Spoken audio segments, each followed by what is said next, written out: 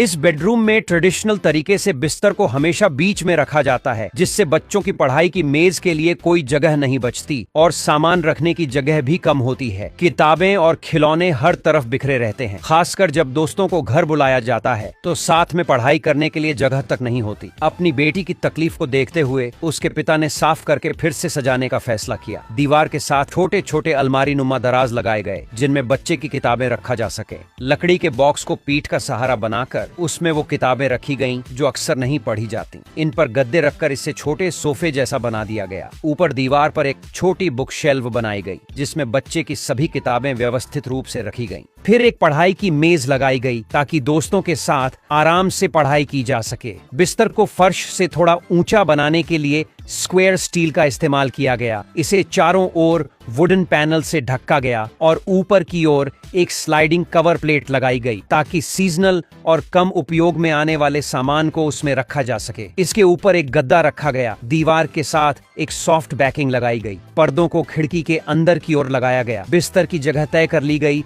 और कुछ ट्रैक लगाए गए ताकि जगह को आसानी से व्यवस्थित किया जा सके, जिनमें बच्चे के सुंदर कपड़े लटकाए जा सके। नीचे बास्केट रखे गए जिनमें छोटे कपड़े रखा जा सके। अंत में ग्लास डोर लगाया गया। कमरे के बीच में एक हल्का सा डिवाइडर बनाया गया जो स्थान को अलग अलग हिस्सों में बांटता है। दरवाजे के पीछे छत तक ऊंचा पतला कैबिनेट बनाया गया, जिसमें बच्चों के खिलौने और पसंदीदा चीजें रखी जा सकें। छत पर एक स्लॉट बनाया गया जिसमें प्रोजेक्शन स्क्रीन लगाई गई ताकि बच्चा अपनी पसंदीदा एनिमेशन देख सके। इस तरह से सजावट और स्टोरेज की क्षमता सैकड़ों गुना बढ़ गई। साथ ही एक स्टडी स्पेस, आरामदायक बिस्तर और एक अट्रैक्टिव कमरा तैयार हुआ।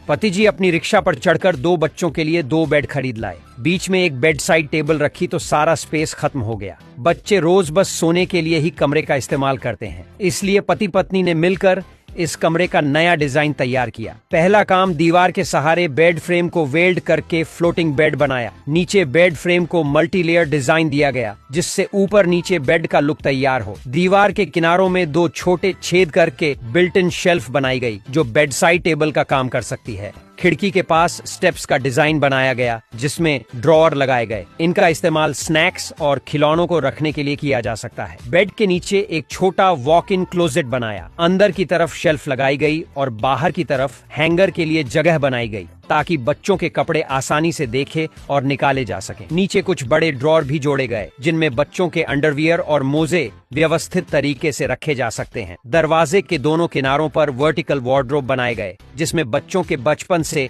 अब तक के कपड़े आसानी से लटकाए जा सकें। बीच में एक सस्पेंडेड कैबिनेट बनाया गया जिसमें किताबें या अन्य सामान रखा जा सकता है। बेड के नीचे एक बड़ी स्टडी टेबल बनाई गई जो बच्चों का पढ़ाई का कोना बन गया। इस तरह का डिजाइन कमरे के हर कोने का इस्तेमाल करता है। यह स्पेस को पूरी तरह से उपयोगी बनाता है, स्टोरेज को दोगुना करता है। इस बेडरूम में बिस्तर बीच में और अलमारी उसके पास रखी जाती है, लेकिन यह सेटअप प्राइवेसी की कमी का कारण बनता है, खासकर नए शादीशुदा जोड़ों के लिए। यहाँ तक कि छोटी छोटी निजी बातें भी बाधित हो जाती हैं, खासकर जब पति दरवाजा खटखटाए बिना अंदर आ जाता है और माहौल खराब कर देता है। यह सब देखकर ससुर जी ने जोड़े के लिए एक प्राइवेट स्पेस बनाने का फैसला किया। एक फ्रेम बनाने के लिए क्रोम प्लेटेड स्क्वायर स्टील का इस्तेमाल किया गया। बाहरी हिस्सा लकड़ी से ढका गया और उसके ऊपर एक नरम गद्दा रखा गया। यह जोड़े के लिए एक मजबूत और टिकाऊ बिस्तर बन गया जो किसी भी रुकावट से मुक्त है। बिस्तर के चारों ओर लकड़ी की रेलिंग लगाई गई। बिस्तर के हेडबोर्ड पर लकड़ी लगाई गई जिसमें short leg bed side lamp लगाए गए।